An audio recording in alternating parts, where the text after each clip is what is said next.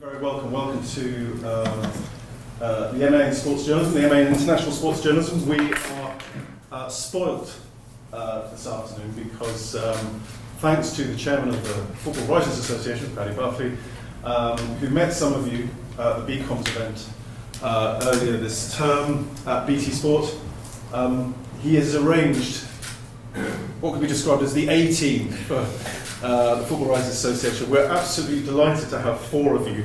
Unfortunately, Philip Clare couldn't make it, sends his apologies. He's actually working, which is a good sign for a journalist. Only excuse that would have been accepted. Yeah. Just to sort of explain what we're going to do today, we're going to introduce our panel to you, and really just, they're going to introduce themselves, tell you a little bit about themselves and the Football Writers Association. And then we're going to open it up for a Q&A. So it's very much up to you to ask the questions, we'll give some answers. We're going to do that for about 45 minutes, and then we're going to break out into groups. Ollie is going to invite Paddy and Simon to do a short podcast with them here on the microphones, and we can take Jim and Paul, we can take them out and we can do interviews with them as well. So, and then at the end of that, if you're still around, we'll take you all to the pub. Okay? It's a feature of the MA in Sports Journalism. That still happens at university, despite the puritanical world that we live in. It used to be part of the ACTJ. It was. So can I just say thank you very much for coming. It's a real pleasure. I think the MA in Sports Journalism, for those of you who don't know about it, it's been running about 8-9 years now, and we have our largest cohort this year, who've been producing some fantastic work on the Sports Gazette and elsewhere. The work that they're doing out with Harlequins, Hampton, Richmond Borough, and I'll forget everywhere else they've been. But we're also really delighted to welcome one of our alumni back, Simon Collins, who works for Haters News Agency. I'll start by introducing Simon. Simon was on the course in 2014 with Neil. So you all know Neil, which is fantastic. So and Neil, I think, might be joining us later. We have at the end there we have Jim White, who's chief football correspondent for the Telegraph, to get that right. Paddy Barclay, who's currently the chairman of the Football Writers Association. I think Paddy's claim to football writing credentials, you've worked for every single broadsheet. That's on your Wikipedia page. Yeah, the four of every broadsheet group, which means, of course, that I was sacked by three of them. And Paul McCarthy, also from the Football Writers Association, who's joined us as well, and we're absolutely delighted that you can join us. I think perhaps the best way to start is maybe start with you, Paddy, and just tell us perhaps just a little bit about the Football Writers Association. I mean, it's been around for many years. I think most people probably know it by virtue of the fact that you have this end of season award, the Football of the Year award. But perhaps we just start with you and perhaps just sort of tell us a little bit about that. Yeah, certainly. Is it okay if I sit down or sit? Is that okay? Oh, and I've also got chocolates. So these will do the rounds. I'll start with. I wondered why you managed to get such a big crowd. You can take one and pass it on. I'd just like to start actually by saying how lovely it is to see a few of the familiar faces from the D-Word, the Diversity Conference that Dara brought got a very strong team to a couple of months ago. We touched on the drink culture before. I can just about remember the journey home by tube, in which we covered many, many subjects, some of them nothing to do with football or journalism. But anyway, it's great to be back among you, and I've got a list of about, I think, 9 emails of people who want to become student members of the Football Writers Association. I'm sorry that hasn't been taken forward yet. That will be done at Pete's request quickly, and it will happen next week, and you'll be part of the Football Writers Association. For those who don't know anything about the Football Writers Association, it's an association of football writers, but it's of course much more than that these days, because these days of diversity, not just diversity of gender or ethnicity, but diversity of what you actually do. I mean, we all here, there's certainly 3 of us, have made our names in paper journalism. I doubt very much if even a third of the people here have that as their principal ambition. Who wants to become an old-fashioned journalist out of all the people here? An old-fashioned sports journalist? How many hands? 1, 2, 3, 4, 5. Yeah, 5 out of probably 30. That's more or less what we expect now. So we have to be, the Football Writers Association has to be diverse in terms of the aspirations. If we relied on old-fashioned journalists, we'd be out of business in 15 years. So a lot of bloggers are coming in now, a lot of TV presenters, radio presenters, basically anyone who, in other words, the definition of football writer is now really infinite. It's basically anybody. I think the parameters now we say anybody who works in the football media industry. Yeah. Electronic, print, digital, online. And the only really category of people that we have excluded so far is the likes of Gary Neville, on the grounds, not that we wouldn't love to have him in, but on the grounds that he has the stuff written for him by a member of the Football Writers Association, and that's why it reads so well. Anyway, that may change in the near future. Well, the purpose of the Football Writers Association, full membership at least, although we have this new category of student membership which we're very proud of, and which Jim would be, when it comes to Jim, I think he should explain that, because he's absolutely key to the liaison between us and our student members. But basically a full member pays £30 a year, and has a vote for Footballer of the Year, Women's Footballer of the Year. Also has the services of the Football Writers Association if he or she has an issue with access at a football club, or getting into Wembley, or has been refused legitimate sort of interview request. We take that up in as much as we can in a difficult theatre.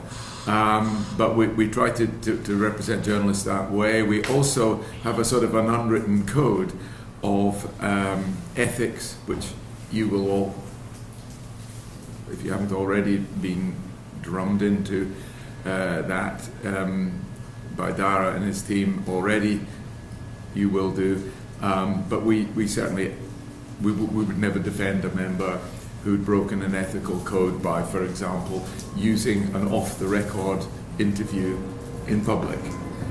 We wouldn't defend any member who attempted a trick like that, or basically stitched anybody up. And we also have this student membership, which was instituted, I think, 18 months ago, and that's £5 a year. But in return for that, you get what the full members get in terms of, you get our handbook, or a membership handbook, which contains the contact details of every member of the FWA. Everybody here, plus commentators, famous names and so on, you get their contact details. So if you want to ask them a question in pursuance of your studies or your career, or if you want to shadow somebody for a week in terms of integrating it into your coursework, or if you want basically anything, to interview them for again in connection with coursework, you go straight to them. You go straight to them. You don't go to an HR department of a newspaper or a TV company, which will do a 50% chance that you won't even get a reply. You go straight to the people. And if you have any problems with that, you go straight to Jim White, who is in charge of what we call our mentorship scheme, which means that anybody studying journalism has a direct line to people who are established in the business and can answer any questions they have. I was going to say day or night, but normal business hours. But basically, they're just there to help. And that is something that we, as I say, we only started 18 months ago. We're very proud of, and we are expanding. I can tell you already, Jim, who started the mentorship side of it, who formalized it, should I say, 3 months ago, already out of our 75 student members, which I hope will be swollen after today, when I get finally around to doing the paperwork, out of those 75, already 23 to 25, have already availed themselves of the mentorship service, 1 in 3, and that's in the first few months.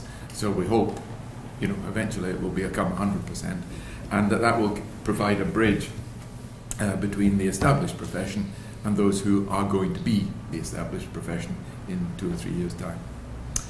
I suppose, is that all? Yeah, pretty much. I mean, we, as an association for the full membership, we liaise with football clubs over facilities whenever any football club is building a new stadium, for instance. We go in, we advise on media facilities, so not just the actual press box, but interview rooms, theatre areas, mixed zones, which, does everybody know what a mixed zone is? So, sorry. Some didn't. We had the other day, and somebody said, "Can you just tell me what a mixed zone is?" So we advise on that. So we're at Tottenham's new ground when it eventually opens. We've designed the press facilities there. I've done it at the Etihad, Wembley, done it at Wembley, the Emirates. So we know through experience how it works. I mean, clubs, if they were allowed to, would just have the press box and all the press facilities there, and the players over the other side of the pitch, so we couldn't get anywhere close to them. But thankfully, we've seen through that cunning ruse, and we managed to. We've got a kind of template, but everything changes. But so that is basically it. And that's like Footballer of the Year. It's the oldest. It's the oldest award of its kind. 72 years old now. Yep. Stanley Matthews was the first one, and last year was Mohamed Salah. And Fran Kirby was our very first Women's Footballer of the Year. Student members, scandalously, don't get a vote. You have to wait until you're in employment and you upgrade your membership to full member. Then you get a vote for Footballer of the Year and Women's Footballer of the Year. I think it's a discussion we're going to have. Yeah. I honestly think that given the numbers that we've got of student members, we would be. I think it would be remiss of us not to take their thoughts on board. So, right. How else do you encourage people to have opinions? So. Yep. So you're going to start a debate already? Yeah. He's telling me something I don't know. I only just thought of it myself. I'm always the last person to find out what my opinion is on it, or what the FWA's opinion is. But I was just going to ask Jim about, because you seem to be the key person for the mentoring scheme. Yes, first of all, apologies if you were hoping it was Jim White of Sky with the other side. It's not transfer deadline, dude. I do get occasionally confused with him. I got an email from Aston Villa's press office back in March. And obviously they got my email address and his, and they got it confused. And the email simply said, "I hope the attached is more to your liking." And the attached was a letter. I opened it up. It was asking him to present their Player of the Year awards ceremony at the end of the year. I took one look at the fee that they were suggesting and wrote straight back saying, "Yeah, I am. I'm free." Sadly, they didn't want a sad old hack from the Telegraph, and I didn't get it. And afterwards, as part of the mentoring scheme, I'll tell you how much they were going to pay him.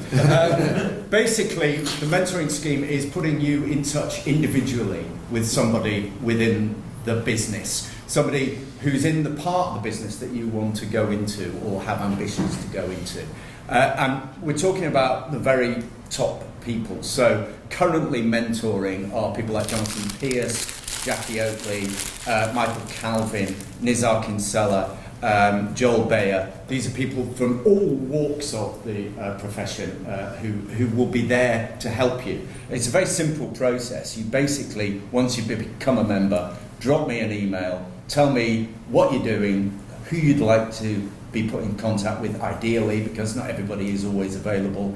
And I just simply make sure that it's okay, put you in touch, and then you can ask them what you like. You can get words of advice, tips. It's a really, really close relationship can be forged. It's down to you, basically, to make the most of it. You're dealing with busy people. They're unlikely to pursue you, but if you pursue them, then there's a really fruitful relationship that is there to be had. So simply become a member, get in touch with me, and I'll put you in touch with someone appropriate. Jim, we've got some international students on our courses, and it's open. I assume it's open to them as well. Yes, it is. Filippo Clare is always available. Yeah.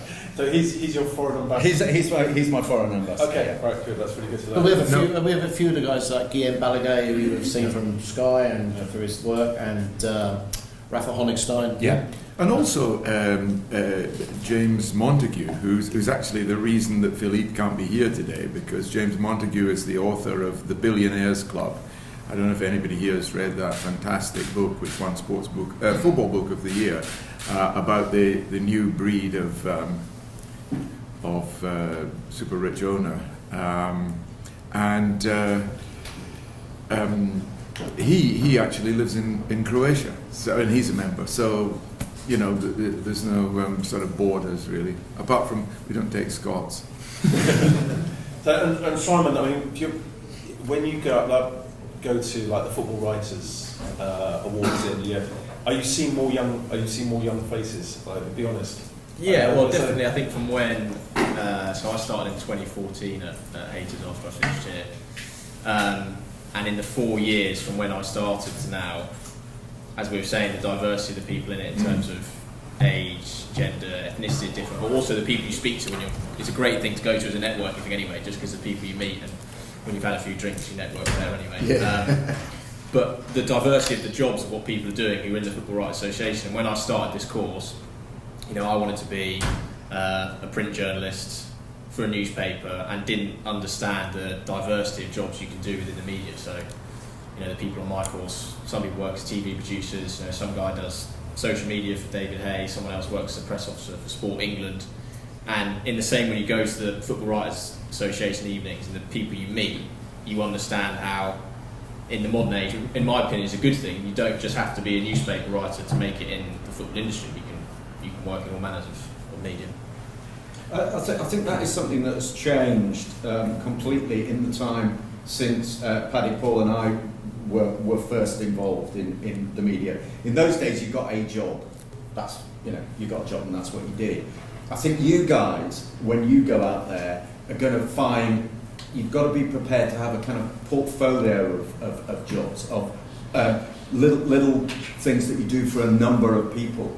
And obviously the wider your skill base, the better that's going to be, because maybe you'll do little video reports for somebody, you'll do written reports for somebody else, and building up a little portfolio.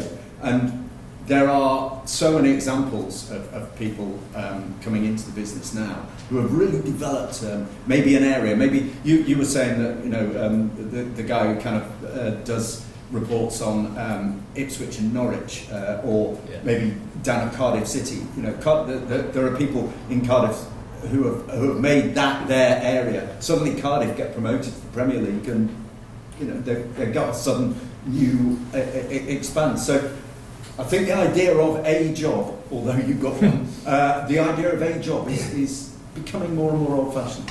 Yeah, I mean, we talk a lot about freelancing as well as a sort of step forward, because we probably have about, so that's the thing I've noticed running the course in the 8 years, is at the very big, I think the very big course, given our numbers as well, we had quite small numbers. We started with 10 students, most of them got a job.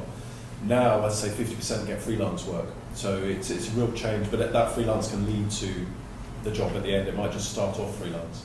I'm going to open it up for questions actually, because I don't want to hog all the questions. Who would like to just put your hand up, say who you are, and if it's for the entire panel, they'll volunteer themselves. I'm sure one of them will leap in and answer. Who would like to start? Connor. Connor. Yeah. I won't say. Connor. So going off the freelancing subject, have any of you guys done a period of freelancing, and what was your experience of it? I did. I was at a newspaper called the South London Press. I joined them in 1988, which was the year that Wimbledon won the FA Cup. Difficult to believe, I know, but it was one of the great FA Cup upsets. They beat Liverpool in the final. And I'd started in the start of that season, and it got through to May. I remember reading Paddy in The Independent, and it was, if Wimbledon win the FA Cup, we may as well all pack up and go home. And I was going, fucking brilliant, Wimbledon won the FA Cup and Paddy's going to quit. But it was, so, and I was working there, but my ambition had always been to get into the national newspapers.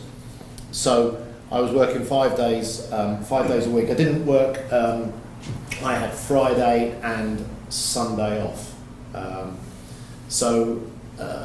Because I did a game on a Saturday. So for a year, I worked every day of the week. I worked on Sunday. I went into the Evening Standard and did a subbing shift at the Evening Standard, and on Friday I went into the Daily Mirror and did a reporting and a subbing shift. And I worked literally every single day for a year, including Christmas. I went into the Daily Mirror on Christmas Day, because nobody else, as you might imagine, wanted to go into the Daily Mirror on Christmas Day. So I volunteered and I went in. And as I say, I didn't have a day off for a year. But the thing is, when you show yourself, I think, you have to have a little bit of luck as well. But if you show willing, and you're willing to put in hours that nobody else really wants to work, and you're willing on a Tuesday to get yourself to Port Vale for a League Cup game, covering it for the Daily Mirror. So I did my normal job, then just jumped on a train to Stoke, went to Port Vale and covered Port Vale versus, I can't even remember who it was. All I do remember is the press box was on the roof. This literally, the press box was on the roof of the stand. It was a wooden hut. It was a wooden hut about as big as this sort of area here, and somebody had forgotten the key. So they had to smash the window to get in. Pissed down with rain all night, and luckily that was days before laptops. So and we just got soaked, but and I didn't get home until about 2 or 3 o'clock in the morning. And you go, okay, then I've got to get up to it, but you've got to do it. When I was sports editor at the News of the World, never ever ever would I turn away somebody who showed a level of enthusiasm. Listen, they might come through the door and they may be crap, but the bottom line is, if they've shown that willingness, that determination to try and get a foot in the door and to, put themselves out and accept that nothing's going to come easily, then I know employers will always give you the chance. So it's all very well. I think it's fantastic, and it's exactly what Simon said. It's fantastic. There are so many different opportunities, but you've still got to show the old hallmarks of and virtues of tenacity and determination, hard work, and there are in this industry, probably like many industries, there are no shortcuts. Absolutely no shortcuts. I think that the qualities required to get a job in journalism are the same qualities required to be a journalist. You've got to be tenacious, you can't take no for an answer, and you've got to milk every contact you've possibly got. And I think that, if you can do that, as Simon demonstrated, you can get work in the profession.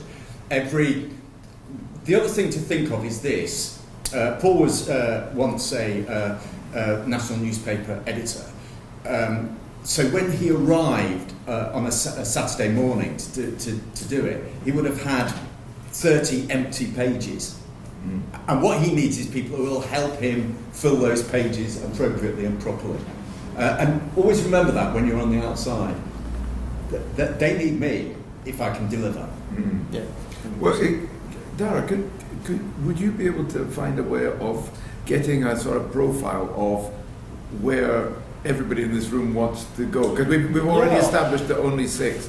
I'll send it to you. I've got it rough because I kind of I interview everyone when they join the course. So certainly for the postgrads, I'd have to ask the undergrads because I don't know all the answers to the undergrads where you want to be.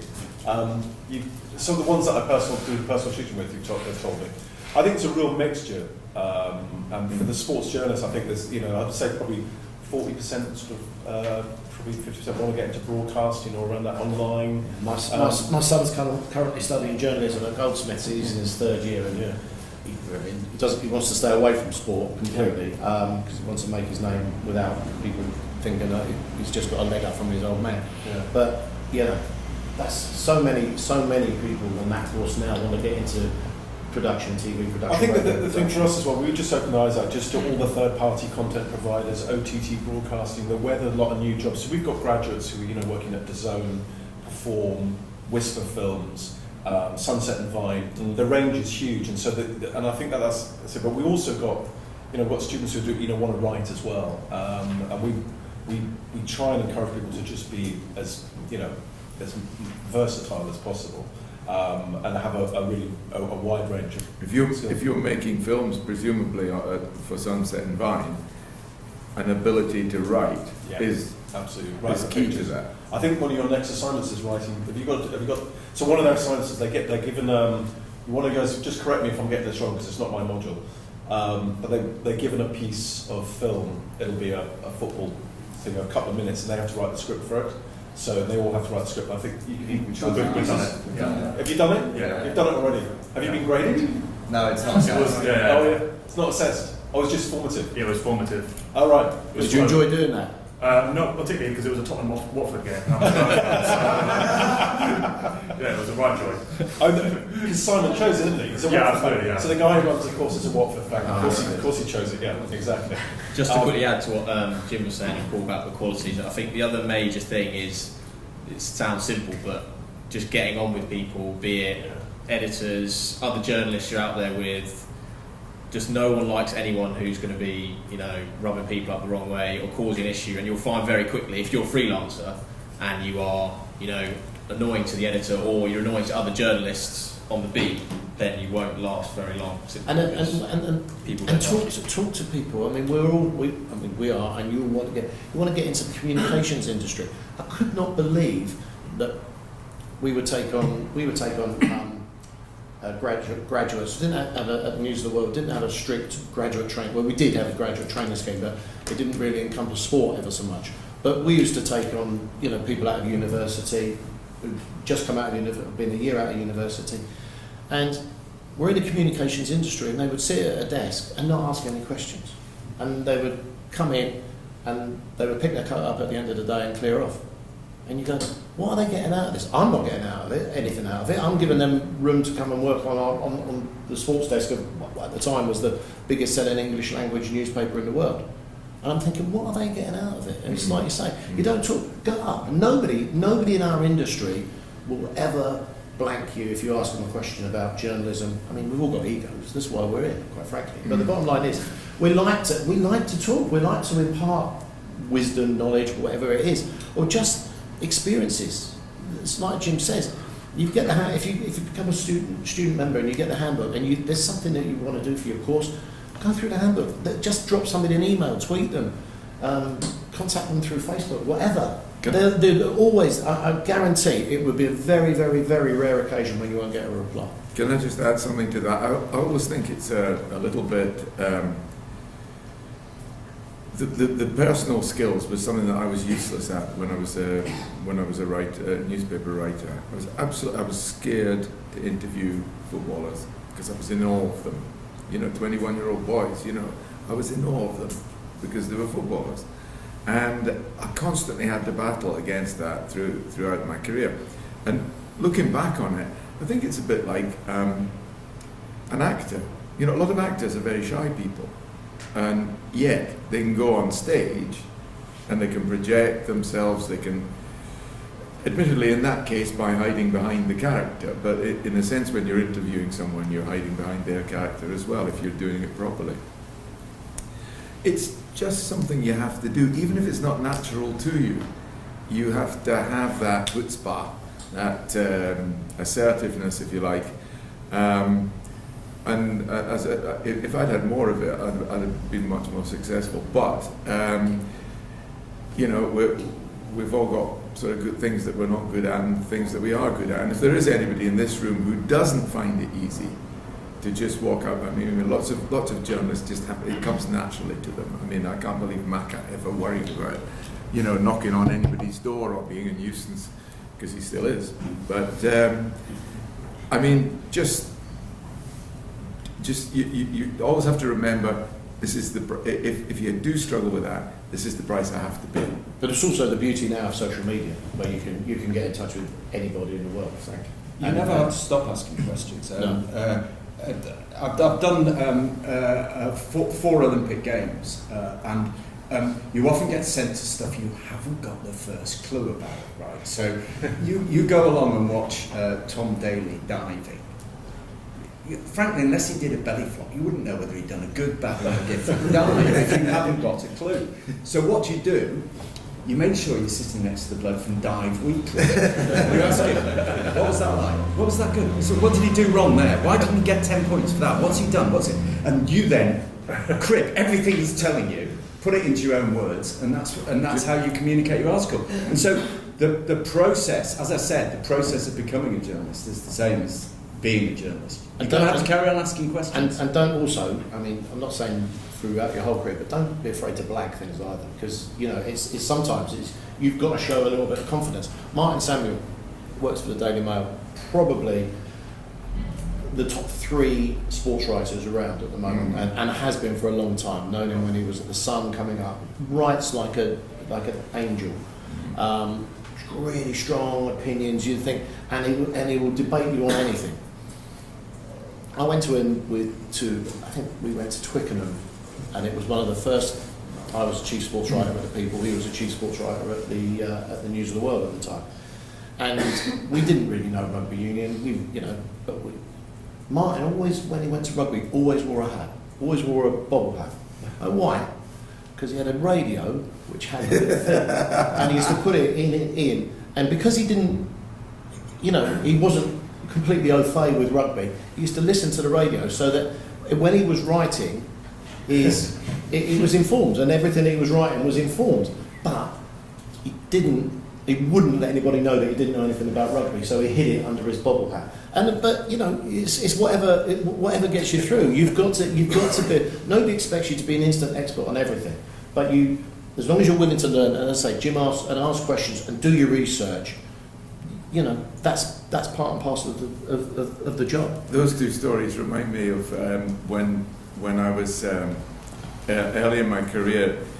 In the summers, I wasn't sort of considered senior enough to go to a European Championship or a World Cup, a summer football tournament.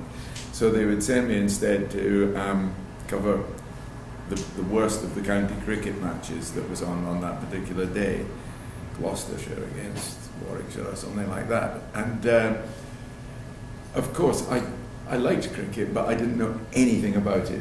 That's why Jim's story particularly resonated with me. But I was really lucky there. I didn't have to throw myself on anybody's mercy, because this was a long, long time ago. And this was in the days where your story was actually, you telephoned it over from the press box. So I would listen to all these experts phoning over their match reports, and my ears would be flapping, and I'd be writing. If a particularly resonant phrase came along, I would write it down in my little notebook. And at the end of the day, when I had to file my piece for The Guardian, I would sort of stitch together the 10 best phrases that I'd heard that day. I mean, I want to make it clear that I do not recommend this for you to try, but that's how I got away with it. And that's why when Macca says occasionally you have to blag it. Yeah, blag it. That was a particularly disreputable example of it, but I got away with it. I'd like to ask a question. What sort of journalists do you look out for, say on Twitter or whatever? Like, who do you think are leading the way, football or otherwise? So who are your favourite journalists? Who do you keep an eye out for in the journalist world? I think you should try and get across as many journalists as possible. I think obviously you're going to have your favourites, but if you limit yourself just to half a dozen, you're not seeing the widest picture. I mean, I don't know. I'd probably follow about 250 different journalists, from local reporters. I mean, I now run when the News of the World closed in 2011. I set up my own media consultancy, and I now consult for Watford, Chelsea, Brentford, Swansea, individuals. Sort of 6 or 7 like monthly retainers. So you have to see. I have to see everything, because I have to come to the guy from the Watford. I have to follow the guy from the Watford Observer. I have to follow the guy from Wales Online down in Swansea. I think people who interest you. I think there's a lot of dullness out there, but you still follow. But I think people. We did this discussion the other night, and people who've may not be high profile, but who've got themselves a niche, who've discovered. I think that really is absolutely the key. There is an ability now, because of the interest, because of the breadth of social media and media in general, there is an ability to find a niche for yourself and to become an expert in that. We were talking about it. Jack Pitt-Brooke, who works for the Independent, nice, good guy, really like him. Looks like he should be a scientist, quite frankly. You would never have him as a football reporter. Not on stage, anyway. But I think he's got one of the best stories of the year, which is Dulwich Hamlet being evicted from their ground. I mean, resonated a little bit with me because when I was at South London Press, I covered Dulwich Hamlet as part of my job as the non-league reporter. But he's got it. He's identified a story, and he's absolutely made it his own. And he has driven that story to a really successful conclusion, in as much as Dulwich are now going back to Champion Hill. And that's 5 years ago. That wouldn't have made more than a column in a national newspaper. But such is the breadth of interest in football that you've got, if you can find a topic or a story and make it your own, then that's a massive interest, not just to the readership of the Independent as an online entity now, but much, much wider, much broader. And it's... Sorry? Well, Adam's just published a piece on the Jamaican Rugby League team qualifying for the... retweet it.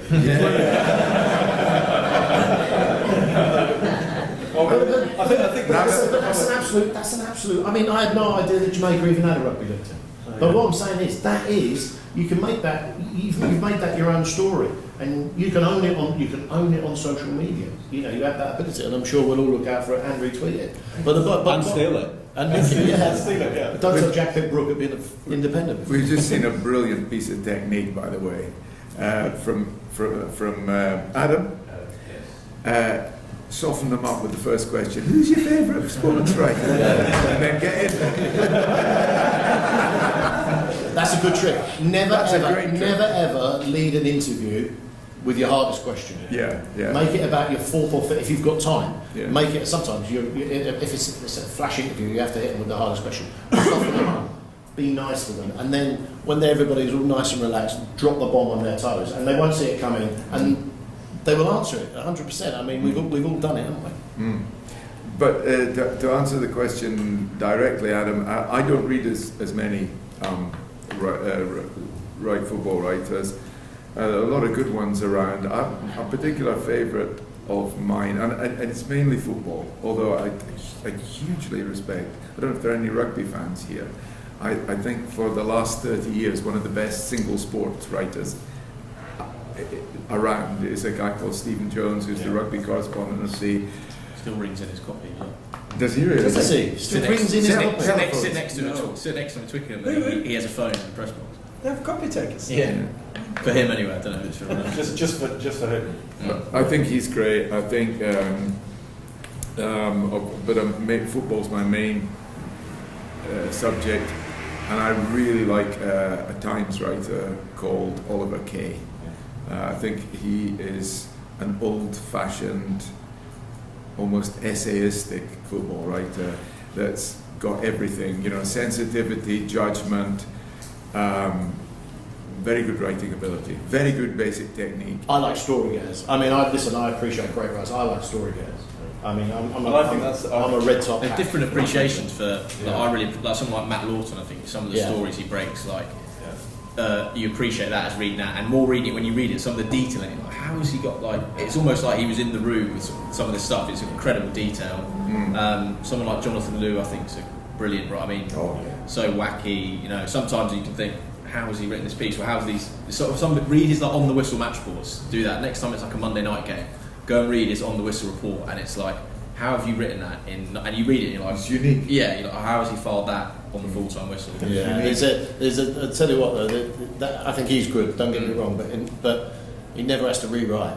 We had to, when we were coming up, Jim, Paddy, myself, we had to, you go to a match, go to a live match, and especially if it was like two northern teams, you'd have to write for different editions of the paper.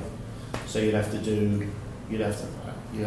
When I was at the News of the World, People, and at the News of the World, on a Saturday you would write 900 words for, well, probably split it 450 at half time, 450 at the end, then rewrite another 1,000 words within half an hour, and then go get the quotes and then do a rewrite.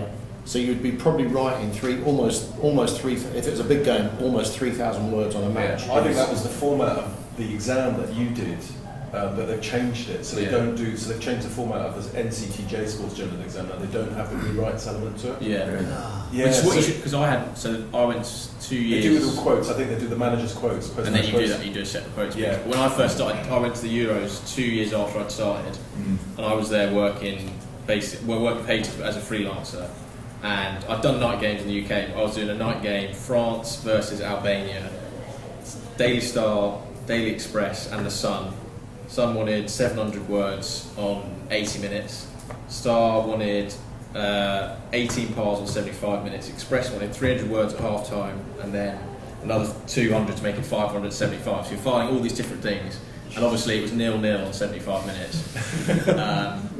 France then score in the 90th minute and the 93rd minute, so you ended up writing like 3 or 4 different intros. And if you go on Twitter, you might be able to find it, search it.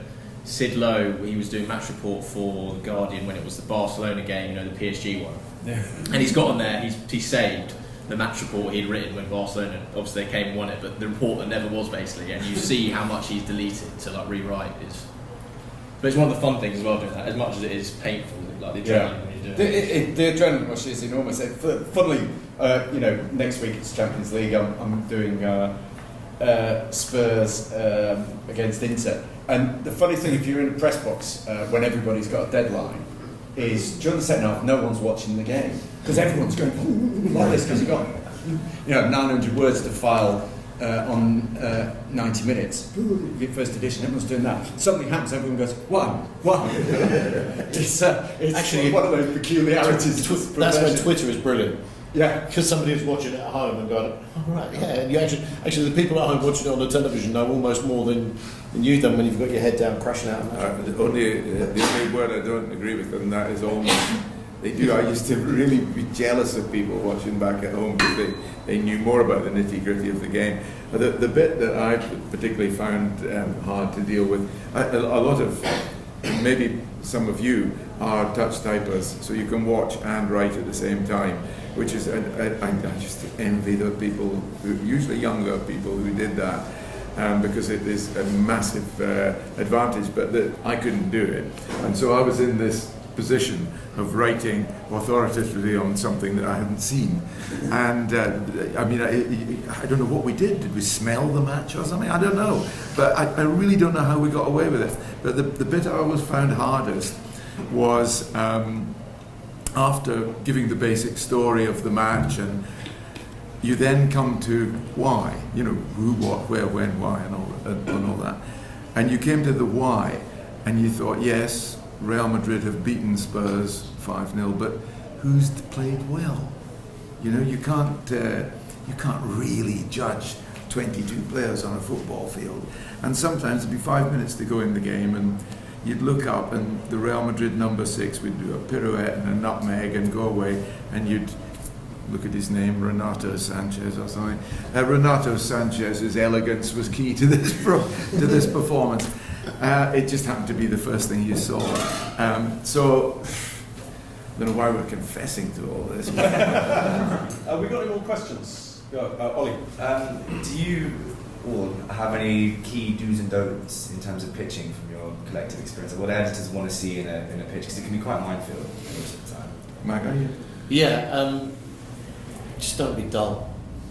Seriously, the amount of CVs I got, I went there and I got GCSEs and you go, just find a little. Has the CV gone out of date? No, not really. I mean, I tell people just to send almost in like a show reel of yourself. Not, yes, it has to be written, but. Film yourself. Don't send me in an email with just a straight up and down CV because they're 10 a penny. We do that one. We get everyone to. Yeah. When I did work experience at the Telegraph 4 years ago, 2014, did a week there, and the application for the work experience was film yourself for 2 minutes. Pitch yourself. I remember you doing that. One of the best that I ever, one of the best CVs that I ever received, and it was in probably the last year of the News of the World, so probably 2011. The guy did a radio commentary about himself, and it was very Jonathan Pierce-esque, and you had to listen to it, you had to watch it, you had to listen to it, and you go, I like that. That's just a bit different. I listened. He came in and he was very, very, very good. He's gone into television production now, but he was excellent, and it was just a smart way of doing it, you know. And in 1970, whatever, 1970. You still got your son? My CV. No, the piece you did for the Telegraph. Maybe, yeah, potentially. Because I've got a guy, student from last year's maths, which I'm going to show the students. Actually, Daniel and I have just been chatting about it. But I'm going to show them how he did it. So he did it to get a 3-month internship at Reform, and used it, which then got him his job with BT Sport Rugby. So I mean, that was pretty basic. It's just me talking for 2 minutes down the camera, so there's nothing exciting. But that sort of thing, try and have a little. It's like any story or any match report or any feature you write. You've got to have a hook into it. So you've got to have a hook into yourself, if you like. You've got to be original. It's got to be smart. It helps if it's slightly amusing, but try not to go out of your way to be a comedian, because sports editors got enough clowns in this office as it is. But just have a little bit about you, you know. Just don't be boring, don't be straightforward, just be different, and just be able to sell yourself, really. I think probably out of all the guys I've interviewed more people for jobs than what makes you different has got to be the key. What makes you different? Have something, have a point of a real distinct point of difference. And that's the same with your story as well. You know, I think your colleague over here with the Jamaican Rugby League team. Well, yeah, that's we know what that's about. It says it all there. If you're coming up with something that's not original and not fresh and not new and not different, it's going to be a much tougher sell. Yeah. Please go and do an interview. Any more questions, Rob? Yeah. So going back to missing stuff, what is there any particularly massive moments that you've been at and not actually seen? So you've been there, and you've missed it. I remember. It's not myself, but I remember Jim Lawton, who sadly passed away quite recently, was the chief sports writer at the time at the Daily Express, and he lived in Canada for a lot of his life, and he was a huge fan of the Stanley Cup. I can't remember what Olympics it was. It was Ben Johnson. When was Ben Johnson? 88. So he'd been to the Stanley Cup ice hockey, and then gone to Seoul for the Olympics, and he'd flown overnight to get from Canada to get to Seoul so he could be there in time for the great showdown. Carl Lewis against Ben Johnson, 1988. It was, Ben Johnson had taken athletics by storm. It was probably one of the most controversial races that there's ever been, because you just got that picture of Carl Lewis watching as Ben Johnson runs past him, and everybody's there, and it's absolute chaos, it's bedlam, everybody's up in arms. And Jim's flown overnight from Canada, and he missed it. He missed the most incredible race of all, because he's so determined to get from the Stanley Cup in wherever it was in America to get to Seoul, and he fell asleep through those 10. He missed the 9.58 seconds of history, and he missed it.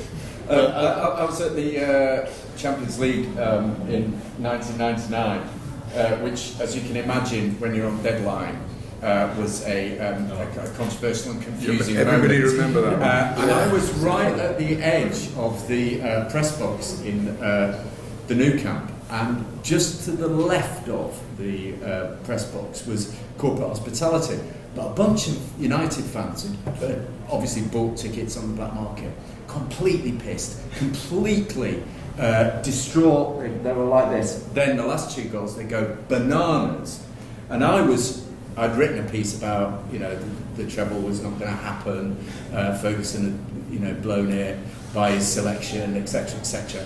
And I've now had about 35 seconds to completely rewrite it. And I'm hammering away, and I hadn't noticed this bloke coming up behind me, jumping on my back, hugging me and pushing my laptop and going, "Now what are you going to write about, you bastard?" I was in the press box that night as well in the Nou Camp, and Alan Smith, the old Arsenal striker, Alan Smith, who actually, to his eternal credit, came through a journalistic training school, was working, I think, for the Telegraph at the time, and he didn't have to file on deadline because he was writing a kind of like a colour piece overview, and he got his laptop and he's walking along, and the press box in the Nou Camp is quite narrow, and all the plug points are there, so all the wires are there, and he's walking around, and he goes, and he kicks out. And this is before we could file via sort of like wirelessly. He kicked out all the telephone lines.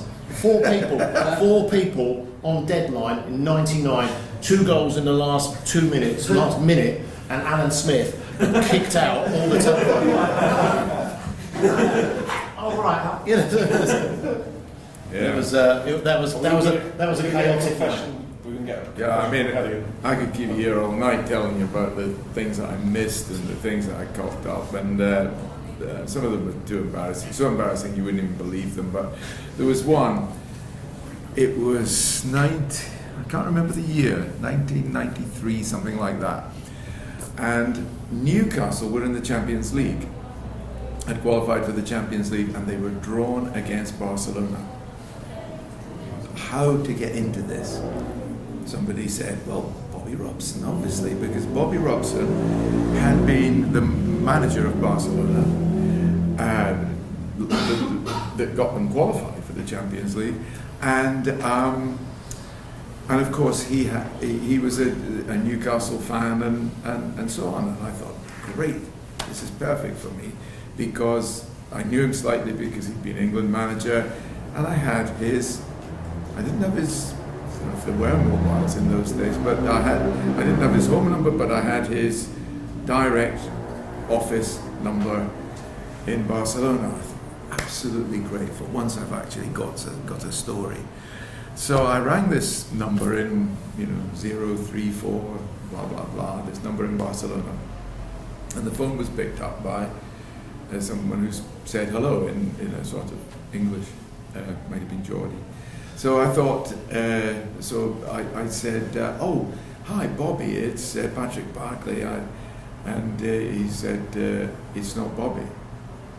I said, oh, sorry. And I suddenly remembered that the previous summer, Bobby had been sort of kind of kicked upstairs, and they'd made Van Gaal the first team coach. And I said, oh yes, sorry to have troubled you. And Bobby had an office upstairs, I think, by now, and he was vice president of the club or something. And I thought, shit, I should have remembered that. And I said, anyway, who's this? And the guy said, it's Louis Van Gaal. And I said, oh, I'm really sorry to have troubled you. Shit! I didn't miss it. I was there, but I just didn't record it. So I was working, it was Theo Walcott's comeback game this was 2015, had his long injury layoff, and I was filming for a company called Perform, filming an interview with him afterwards, and doing a written piece for The Sun. And there was Sky there, me, Arsenal TV, the Mail, so there's 4 of us there. Comes over, the press officer he's doing, he's going to come off after an hour, he's going to do his interview during the match. So I come over then do it. So quickly I was writing, run over, set up the camera, light on it, mic in, finish it, go to ingest the card. I haven't pushed record on the camera. So there's nothing on there. So I'm like, oh shit, so I've got a deadline at like 10 PM print deadline to hit, and I've also got to file this interview. So I managed to just beg the Arsenal cameraman who gave me the video footage. The guy from the Mail transcribed the quotes, gave me the quotes, so I filed it all. But that's an example of A, press and record, and B, just being nice to people because you then owe them one or they owe you one. So a good thing now is if you're recording an interview to use your phone as your cell phone as a backup. Yeah. Use the recording device on that as a backup, so that that doesn't happen. Two recorders. Yeah. I filed copy for somebody who's not been there. I remember when I was, I can't remember what I was working for now. I might have been freelancing for the Mirror, and I was at a game, and one of the guys hadn't been able to get his trainer broken down. He couldn't get there in time. He phoned me, and I remember filing 2 match reports, one for him, one for there, and it was Which was better? both equally important. But yeah, but that's the camaraderie. Now I do think you come back to this kind of camaraderie and this and talking to people and having friends and most people will cover your back. And I mean, like you say, Simon. Yeah. I would say, yeah, the number of total shits I've met in 40 years of national newspaper journalism, 2 at most. I know those are. Both the same person. We've been pushed for time actually because we have got this podcast planned. So I just thought if there's one more question before we're going to have a last question. If not, we shall we'll move on to the next. Adam, you're going to throw in. Yes, we will. I'm retweeting. Paddy, when we chatted at the B conversation, Yeah. I said, do you miss being a journalist? And you said no, not one thing. No. But like for the whole thing, like what is one moment where you think, just I love this job? Well, I mean, again, millions. But I remember once I was brought up on the greatest image of football being the 4th goal in the 1970 World Cup final, scored by their captain Carlos Alberto. And why it meant so much for my generation was that it was the first World Cup final that had been widely shown in colour television. So suddenly football became a vivid kaleidoscope of colour instead of what it had been before, which wasn't bloody bad. But somehow the colour television coinciding with, in my opinion, the greatest international team that's ever played the game, the 1970 Brazilian team with Pelé and various others. And the captain of that, I'd always wanted to go to Brazil and do a piece about why Brazil is Brazil. Now nowadays Brazilian football isn't special. Football's homogenized. It's better, but you know. They played in Milton Keynes on Tuesday. So. Well, that's a very good example of it. But if you look, Lionel Messi is a wonderful, great player, one of the best I've ever seen. But he could be Spanish. There's not such a distinctiveness between players of different. And trust me, right up until the 1990s, watching a Brazilian play football was different. Was just different. There was an elegance. I always wanted to find out. And there were theories about many of them being descended from slaves, and having to play games using their feet rather than their hands because they were manacled, and hence capoeira. I don't know if any of you've heard of capoeira. It's a sort of mixture of art, of dance and martial art, and it can be beautiful to watch. It's also very good for your fitness. But I just wanted to go and find out. And for me, that 4th goal, even though it didn't matter, it made the score 4-1, 3-1, 4-1, who cares? But that goal just seemed to sum it up. And of course, if you analyse it analytically, you find that it was the goal that came from a move of the longest move of any goal ever scored in a World Cup final, and that the length and the build-up to that goal made it better than just a screamer from out of nowhere. And anyway, it's all very well having these theories, but I got an interview with the guy who scored that, and it was open-ended, and I was sitting in a country club in Rio de Janeiro, and I sat down with Carlos Alberto Torres, who's now dead. And I said, look, I'm going to ask you at some length about, the Brazilian football and the iconic goal. And he said, I've got all the time you need. And I thought, what I was put on this earth for? I'm speaking to the man who sort of summarizes it more than any other player with this act, this coup de grace at the end of this wonderful, and he's telling me he's got as much time as I want. And I remember thinking at that time, a job doesn't get better than this. Unless you could have actually been a player, there could have been nothing better for a person of my generation than to be able to speak for. Anyway, it turned out that it worried me a little once I said, "Oh, great, Carlos Alberto Torres. Can you tell me why?" And what I really want to know is why Brazilian football is the best. He said, "What's the biggest country in? What's the most successful team in Europe?" I said, "Germany." He said, "What's the biggest country in Europe?" I said, "Germany." He said, "What's the most successful team in Africa?" At that time, Nigeria had won the African Nations Cup. I said, "Nigeria." He said, "What's the biggest population in Africa?" I said, "Nigeria." He said, "Well, there's your answer. Brazil's the biggest country." I said, "Come on! I haven't come all this way to find out, for an arithmetic lesson." And he laughed and talked for ages, and then talked me through that goal. And can I have 10 seconds more to just say something more about it? Because what he said, the goal, I don't know if any of you have seen it, but it ended, this long, prolonged move, ended with a perfect pass by Pelé. And along came Carlos Alberto Torres, a galloping right back, and hit it first time, and it just went like an arrow into the bottom corner. And he said, and he laughed, and he said, the funny thing is, he said, I was quite a good player. I said, "But I know, you're a bloody legend, Carlos Alberto Torres." He said, "No, I was a good player." He said, I said, "Well, you must have been if you're a captain of the greatest team that ever played the game." He said, "I was a good player, I could defend. I could attack. I was good in the air. If you needed a strong tackle, I could clean anybody out." He said, "But I could pass. I could really pass. I could beat a man. For a fullback, I could go past the man.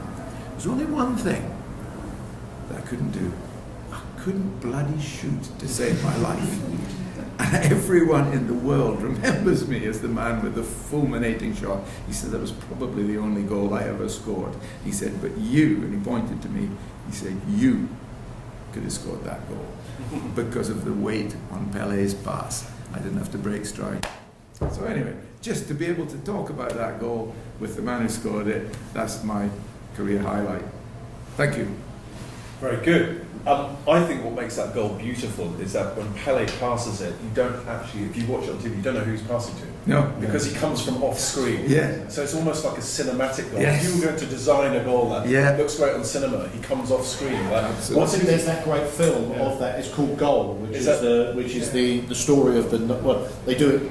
It was an American company, I think, and did it, NBC or somebody like that. And they do it, and they slow it down, and the ball comes, and the ball just takes a little bobble up, and suddenly just comes from, like you say, it comes from nowhere, and they came with this brilliant piece of music, and it just flies at the back of the only difference, if there hadn't been the slight bobble, it would have gone in the top corner, but the bobble took it in the bottom corner.